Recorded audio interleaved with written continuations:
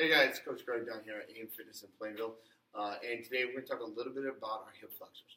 So a lot of people come into the gym and in certain exercises, especially like mountain climbers and sprinting exercises, they notice a lot of tightness in their hips, or what they think is tightness. They feel pain. Thing is, we need to differentiate between what is actually a hip tightness and what is a hip weakness. All right, now remember in the hip. All right, we have the quad, we have the rectus femoris, part of the quad, that stretches over that hip joint. And then we have the iliopsoas, which we talked about in previous videos, that runs from our lower back across our hip and helps flex the hip also. So what we want to determine is that hip tightness or is it hip weakness? If it's hip weakness, stretching it is not going to help us. That's actually going to make it worse. So first, to determine if we have a tight or weak hip, we're going to lay it down on a box or, say, a table. From here, we're going to roll it back, stretch our knees up. So we're kind of rotating the hips forward. Then we're going to let one leg out, and let it drop down. So the goal here is to kind of let it drop down. It should almost get to that table. All right, so if it gets to the table, right now what we're seeing is the hip flexor is really not all that tight. Notice my knee's kicked out a little bit, my foot's kicked out a little bit. What that's showing is I have a little bit of quad or rectus femoris tightness that's causing me to kick out a little bit.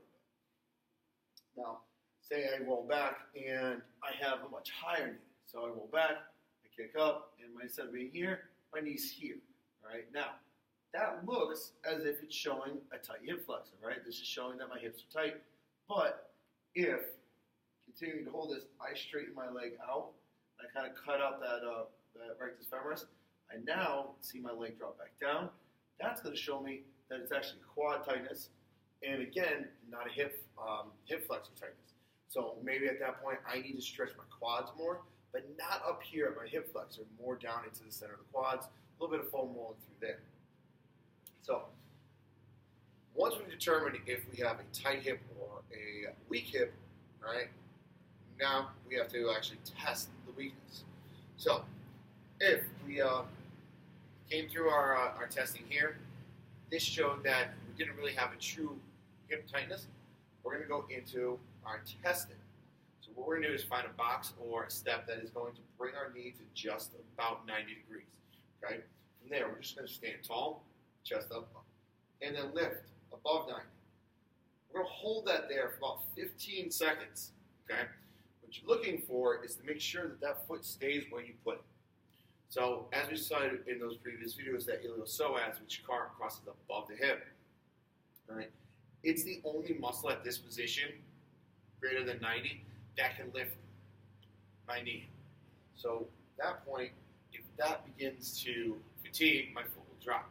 The other thing I want to look for is if I'm up here holding it and I'm starting to get some pain in the inside here, across my butt cheek or side of my hip, what's telling me is my IT band, all right, and my TFL are firing up to try and hold that hip above 90 for me. They're trying to do the work that the iliopsoas isn't doing. So if that's happening, okay, even though I was able to hold the position for the 15 seconds, but I had pain outside of my hip flexor, that's telling me I still have a weak hip flexor. So what do we do if we have a weak hip flexor, right?